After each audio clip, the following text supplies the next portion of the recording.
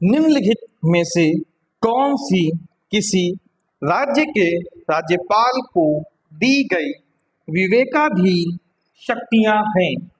पहला है भारत के राष्ट्रपति को राष्ट्रपति शासन अधिरोपित करने के लिए रिपोर्ट भेजना। दूसरा है मंत्रियों की नियुक्ति करना। तीसरा है राज्य विधानमंडल द्वारा पारित कतिपय विधेयकों को भारत के राष्ट्रपति के विचार के लिए आरक्षित करना। या चौथा है राज्य सरकार के कार्य संचालन के लिए नियम बनाना। नीचे दिए गए कूट का प्रयोग कर सही उत्तर चुनिए। और आइए इसके ऑप्शंस देखते हैं। ऑप्शन ए है केवल 1 और 2। ऑप्शन बी है केवल 1 और 3। ऑप्शन सी है केवल 2, 3 और 4।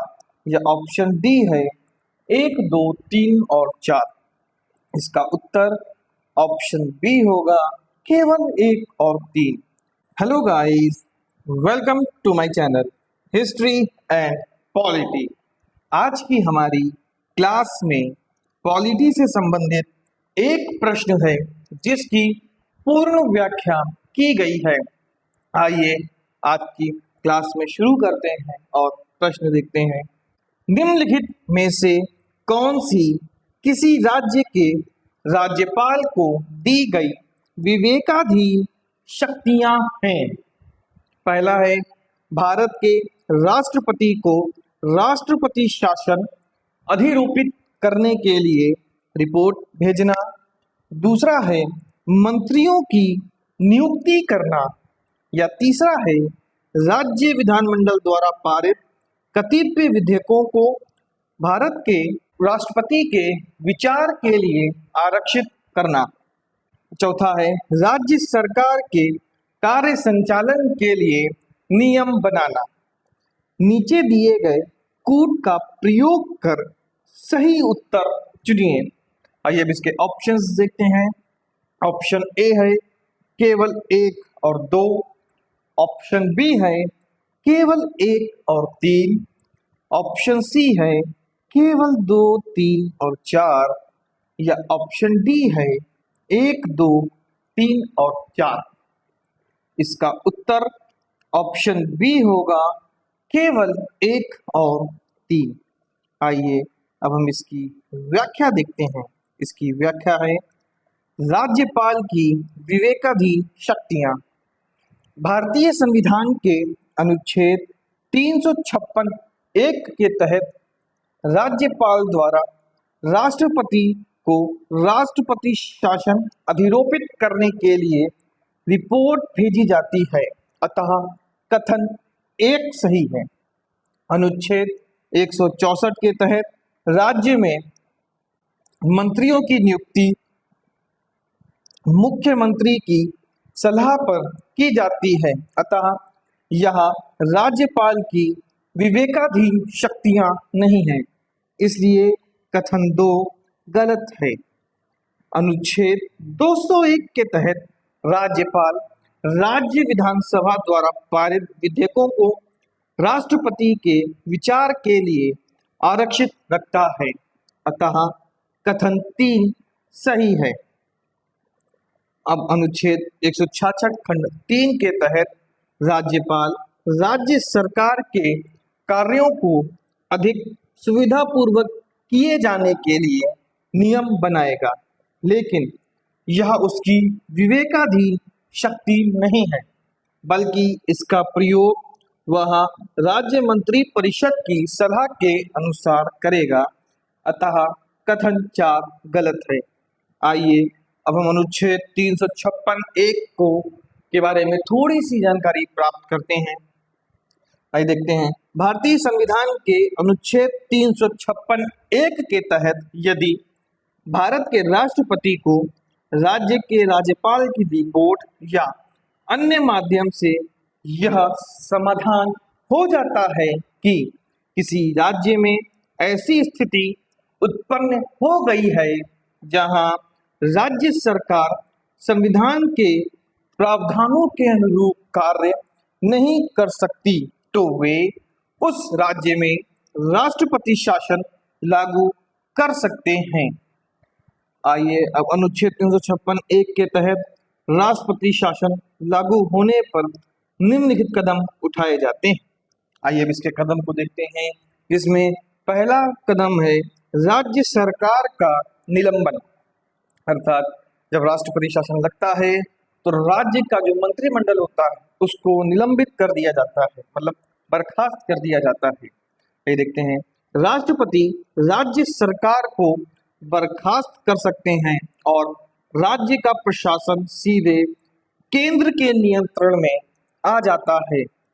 अब विधायी शक्तियों का हस्तांतरण, इसको देखते हैं, राज्य की विधानसभा को भंग या निलंबित किया जा सकता है और राज्य के लिए कानून बनाने की शक्ति संसद के पास चली जाती है। अब इसका संसदीय अनुमोदन के बारे में देखते हैं कि संसद का राष्ट्रपति शासन लगाने के लिए संसद का अनुमोदन भी लेना होता है। आइए इसके प्रावधान को देखते हैं। इस घोषणा को संसद के दोनों सदनों द्वारा 2 महीने के भीतर पारित अर्थात अनुमोदित करना अनिवार्य होता है, अन्यथा यह प्रभावी नहीं रहती। इसमें आपको एक चीज और याद रखनी है कि राष्ट्रपति शासन राज्य में अधिकतम 3 वर्ष के लिए लगाया जा सकता है, परंतु उसे प्रत्येक 6 महीने में संसद से पारित करवाना होता है। आइए अब हम अनुच्छेद 164 के बारे में जानकारी प्राप्त करते हैं। अनुच्छेद 164 भारतीय संविधान का अनुच्छेद 164 राज्यों में मंत्रियों की नियुक्ति, उनके कार्यकाल, सामूहिक जिम्मेदारी और शपथ से संबंधित प्रावधानों का वर्णन करता है। आइए अब हम अनुच्छेद 164 के प्रमुख बिंदुओं को देखते हैं जो निम्नलिखित हैं। सब पहला है मुख्यमंत्री और मंत्रियों की नियुक्ति। मुख्यमंत्री की नियुक्ति राज्य के राज्यपाल द्वारा की जाती है और अन्य मंत्रियों की नियुक्ति राज्यपाल द्वारा मुख्यमंत्री की सलाह पर होती है। मंत्री राज्यपाल के प्रसाद पर्यंत जब तक राज्यपाल का विश्वास प्राप्त हो अपना पद धारण करते हैं। मंत्रियों की संख्या सीमित होना।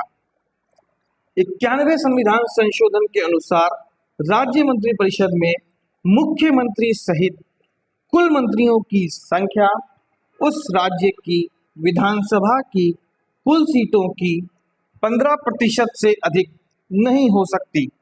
हालांकि यह संख्या 12 से कम भी नहीं होनी चाहिए।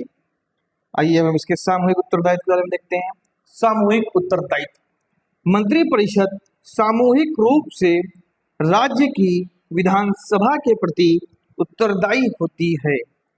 6 महीने का नियम, कोई भी व्यक्ति जो लगातार 6 महीने तक राज्य के विधानमंडल, विधानसभा या विधान परिषद का सदस्य नहीं है, वह इस अवधि के बाद मंत्री पद पर नहीं रह सकता। आखिरी शपथ, अपना पद संभालने से पहले राज्यपाल मंत्रियों को पद और गोपनीयता की शपथ दिलाते हैं। आइए अब हम अनुच्छेद 201 के बारे में देखते हैं। अनुच्छेद 201 भारतीय संविधान का अनुच्छेद 201 उस प्रक्रिया को स्पष्ट करता है जिसके तहत राज्यपाल द्वारा राष्ट्रपति के विचार के लिए आरक्षित किए गए किसी राज्य विधेयक पर राष्ट्रपति निर्णय लेते हैं। आइए अब हम अनुच्छेद 201 के प्रमुख प्रावधानों को देखते हैं जो निम्नलिखित हैं, जिसमें पहला है निर्णय का अधिकार। जब कोई विधेयक राष्ट्रपति के पास भेजा जाता है तो राष्ट्रपति या तो उस पर अपनी सहमति दे सकते हैं या सहमति रोक सकते हैं। पुनर्विचार के लिए लौटाना, यदि यह विधेयक धन विधेयक नहीं है तो राष्ट्रपति उसे सुझावों के साथ राज्य विधानमंडल के पास पुनर्विचार के लिए वापस भी भेज सकते हैं, परंतु विधानमंडल जब उसको पुनः पारित करती है संशोधन या बिना संशोधन के, तो राष्ट्रपति उसे अनुमोदित करने के लिए बाध्य नहीं है। आइए अब हम राज्य विधानमंडल की कार्यवाही के बारे में जानते हैं। यदि राष्ट्रपति विधेयक को वापस भेजते हैं तो राज्य विधानमंडल को 6 महीने के भीतर उस पर पुनर्विचार करना होता है। यदि विधानमंडल संशोधनों के साथ या बिना संशोधनों के उसे फिर से पारित कर देता है तो उसे दोबारा राष्ट्रपति की मंजूरी के लिए प्रस्तुत किया जाता है। समय सीमा का निर्देश। उच्चतम न्यायालय ने स्पष्ट किया कि राष्ट्रपति अनिश्चित काल तक विधेयकों को लंबित नहीं रख सकते। उन्हें एक उचित समय सीमा के भीतर निर्णय लेना होता है और यदि वे सहमति रोकते हैं तो उन्हें इसके ठोस और विशिष्ट कारण बताने होते हैं। निम्नलिखित कथनों पर विचार कीजिए। पहला है, भारत में किसी राज्य की विधान परिषद आकार में उस राज्य की विधानसभा के आधे से अधिक बड़ी हो सकती है। दूसरा है, किसी राज्य का राज्यपाल उस राज्य की विधान परिषद के सभापति को नाम निर्देशित करता है। उपयुक्त कथनों में से कौन सा से सही है? ऑप्शन ए है केवल 1, ऑप्शन बी है केवल 2, ऑप्शन सी है 1 और 2 दोनों, या ऑप्शन डी है ना तो 1 ना ही 2। इसका उत्तर ऑप्शन डी होगा, ना तो 1 और ना ही 2।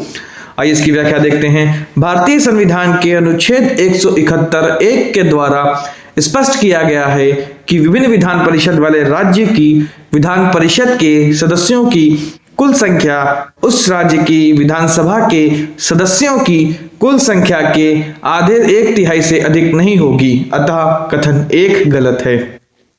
राज्य की राज्यपाल उस राज्य की विधान परिषद के सभापति को नाम निर्देशित नहीं करता है, बल्कि अनुच्छेद 182 के तहत विधान परिषद के सदस्य अपने में से सभापति एवं उपसभापति को चुनते हैं। अतः कथन 2 गलत है, इसलिए सही विकल्प डी होगा।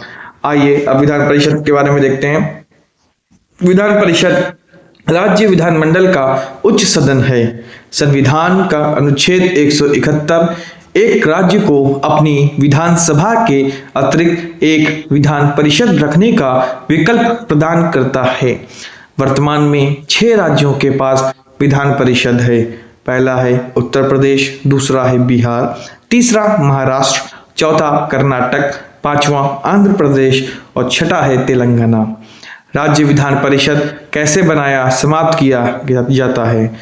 अनुच्छेद 169 में संसद को राज्य विधान परिषद की स्थापना या समाप्त करने का अधिकार है यदि राज्य विधानसभा विशेष बहुमत से प्रस्ताव पारित करती है, संसद बहुमत साधारण से उसी को स्वीकार करती है, तो विधान परिषद की स्थापना की जा सकती है। महत्वपूर्ण बिंदु। यह अनुच्छेद 368 के तहत संविधान का संशोधन नहीं है। इसी प्रक्रिया के दौरान विधान परिषद को समाप्त किया जा सकता है। किसी राज्य की विधानसभा द्वारा उसकी परिषद के निर्माण या समाप्ति के लिए पारित प्रस्ताव संसद पर बाध्यकारी नहीं होता है। संसद इस तरह के प्रस्ताव को मंजूरी दे भी सकता है और नहीं भी। शक्ति न्यूनतम शक्ति 40 है। अधिकतम शक्ति विधानसभा की कुल संख्या का 1/3 है। इसका मतलब है विधान परिषद का आकार संबंधित राज्य की विधानसभा के आकार पर निर्भर करता है। चुनाव प्रक्रिया। सदस्यों का चुनाव अनुपातिक प्रतिनिधित्व प्रणाली के अनुसार एकल संक्रमणीय मत द्वारा किया जाता है। इसमें 1/3 सदस्यों का चुनाव स्थानीय निकायों जैसे नगरपालिकाओं, जिला बोर्डों आदि के सदस्यों द्वारा किया जाता है। 1/3 विधायक विधानसभा के सदस्यों द्वारा चुने जाते हैं। 1/12 स्नातकों द्वारा चुने जाते हैं। 1/12 शिक्षकों द्वारा चुने जाते हैं। 1/6 राज्यपाल द्वारा मनोनीत होते हैं। विधान परिषद का कार्यकाल। यह एक स्थायी सदन है और विघटन के अधीन नहीं है। 1/3 सदस्य प्रत्येक दूसरे वर्ष के अंत में सेवानिवृत्त होते हैं। विधान परिषद के सदस्य का कार्यकाल 6 वर्ष का होता है। सेवानिवृत्त होने वाले सदस्य भी पुनर्निर्वाचन के पात्र होते हैं। विधान परिषद के लिए योग्यता, वह भारत का नागरिक होना चाहिए, उसकी आयु 30 वर्ष कम से कम नहीं होनी चाहिए, उसके पास संसद द्वारा निर्धारित अन्य योग्यताएं होनी चाहिए।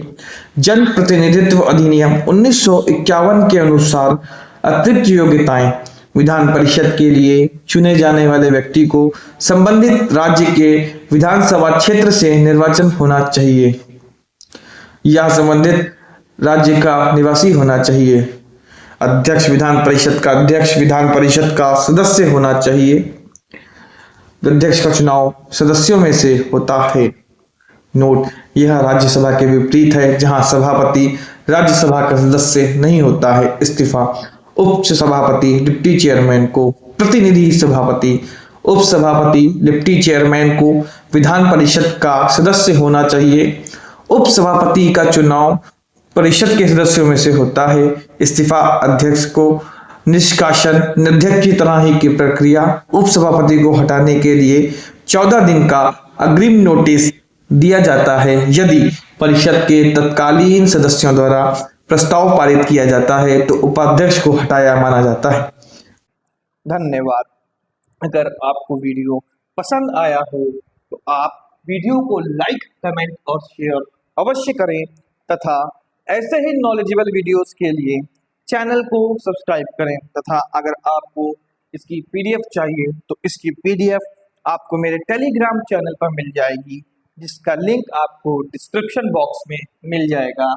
अथवा आप मेरे अदर सोशल मीडिया हैंडल से जुड़ना चाहते हैं तो मेरे फेसबुक और इंस्टा की आईडी भी आपको डिस्क्रिप्शन बॉक्स में मिल जाएगी। धन्यवाद। निम्नलिखित कथनों पर विचार कीजिए। पहला है, भारत में किसी राज्य की विधान परिषद आकार में उस राज्य की विधानसभा के आधे से अधिक बड़ी हो सकती है। दूसरा है, किसी राज्य का राज्यपाल उस राज्य की विधान परिषद के सभापति को नाम निर्देशित करता है। उपयुक्त कथनों में से कौन सा से सही है? ऑप्शन ए है केवल 1, ऑप्शन बी है केवल 2, ऑप्शन सी है 1 और 2 दोनों, या ऑप्शन डी है ना तो 1 ना ही 2। इसका उत्तर ऑप्शन डी होगा, ना तो 1 और ना ही 2। आइए इसकी व्याख्या देखते हैं। भारतीय संविधान के अनुच्छेद 171(1) के द्वारा स्पष्ट किया गया है कि विभिन्न विधान परिषद वाले राज्य की विधान परिषद के सदस्यों की कुल संख्या उस राज्य की विधानसभा के सदस्यों की कुल संख्या के आधे 1/3 से अधिक नहीं होगी। अतः कथन 1 गलत है। राज्य की राज्यपाल उस राज्य की विधान परिषद के सभापति को नाम निर्देशित नहीं करता है, बल्कि अनुच्छेद 182 के तहत विधान परिषद के सदस्य अपने में से सभापति एवं उपसभापति को चुनते हैं। अतः कथन 2 गलत है, इसलिए सही विकल्प डी होगा। आइए अब विधान परिषद के बारे में देखते हैं। विधान परिषद राज्य विधानमंडल का उच्च सदन है। संविधान का अनुच्छेद 171 एक राज्य को अपनी विधानसभा के अतिरिक्त एक विधान परिषद रखने का विकल्प प्रदान करता है। वर्तमान में 6 राज्यों के पास विधान परिषद है। पहला है उत्तर प्रदेश, दूसरा है बिहार, तीसरा महाराष्ट्र, चौथा कर्नाटक, पांचवा आंध्र प्रदेश और छठा है तेलंगाना। राज्य विधान परिषद कैसे बनाया समाप्त किया जाता है? अनुच्छेद 169 में संसद को राज्य विधान परिषद की स्थापना या समाप्त करने का अधिकार है। यदि राज्य विधानसभा विशेष बहुमत से प्रस्ताव पारित करती है, संसद बहुमत साधारण से उसी को स्वीकार करती है, तो विधान परिषद की स्थापना की जा सकती है। महत्वपूर्ण बिंदु, यह अनुच्छेद 368 के तहत संविधान का संशोधन नहीं है। इसी प्रक्रिया के दौरान विधान परिषद को समाप्त किया जा सकता है। किसी राज्य की विधानसभा द्वारा उसकी परिषद के निर्माण या समाप्ति के लिए पारित प्रस्ताव संसद पर बाध्यकारी नहीं होता है। संसद इस तरह के प्रस्ताव को मंजूरी दे भी सकता है और नहीं भी। शक्ति, न्यूनतम शक्ति 40 है। अधिकतम शक्ति विधानसभा की कुल संख्या का 1/3 है। इसका मतलब है विधान परिषद का आकार संबंधित राज्य की विधानसभा के आकार पर निर्भर करता है। चुनाव प्रक्रिया, सदस्यों का चुनाव अनुपातिक प्रतिनिधित्व प्रणाली के अनुसार एकल संक्रमणीय मत द्वारा किया जाता है। इसमें 1/3 सदस्यों का चुनाव स्थानीय निकायों जैसे नगरपालिकाओं, जिला बोर्डों आदि के सदस्यों द्वारा किया जाता है। 1/3 विधायक विधानसभा के सदस्यों द्वारा चुने जाते हैं। 1/12 स्नातकों द्वारा चुने जाते हैं। 1/12 शिक्षकों द्वारा चुने जाते हैं। 1/6 राज्यपाल द्वारा मनोनीत होते हैं। विधान परिषद का कार्यकाल, यह एक स्थायी सदन है और विघटन के अधीन नहीं है। 1/3 सदस्य प्रत्येक दूसरे वर्ष के अंत में सेवानिवृत्त होते हैं।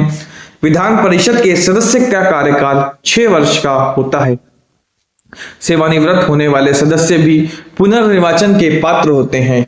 विधान परिषद के लिए योग्यता, वह भारत का नागरिक होना चाहिए। उसकी आयु 30 वर्ष कम से कम नहीं होनी चाहिए। उसके पास संसद द्वारा निर्धारित अन्य योग्यताएं होनी चाहिए। जन प्रतिनिधित्व अधिनियम 1951 के अनुसार अतिरिक्त योग्यताएं, विधान परिषद के लिए चुने जाने वाले व्यक्ति को संबंधित राज्य के विधानसभा क्षेत्र से निर्वाचन होना चाहिए या संबंधित राज्य का निवासी होना चाहिए। अध्यक्ष, विधान परिषद का अध्यक्ष विधान परिषद का सदस्य होना चाहिए। अध्यक्ष का चुनाव सदस्यों में से होता है। नोट, यह राज्यसभा के विपरीत है जहां सभापति राज्यसभा का सदस्य नहीं होता है। इस्तीफा, उप सभापति डिप्टी चेयरमैन को, प्रतिनिधि सभापति, उप सभापति डिप्टी चेयरमैन को विधान परिषद का सदस्य होना चाहिए। उप सभापति का चुनाव परिषद के सदस्यों में से होता है। इस्तीफा, अध्यक्ष को निष्कासन, अध्यक्ष की तरह ही की प्रक्रिया। उप सभापति को हटाने के लिए 14 दिन का अग्रिम नोटिस दिया जाता है। यदि परिषद के तत्कालीन सदस्यों द्वारा प्रस्ताव पारित किया जाता है तो उपाध्यक्ष को हटाया माना जाता है। धन्यवाद। अगर आपको वीडियो पसंद आई हो तो आप वीडियो को लाइक, चैनल को सब्सक्राइब अवश्य करें। धन्यवाद।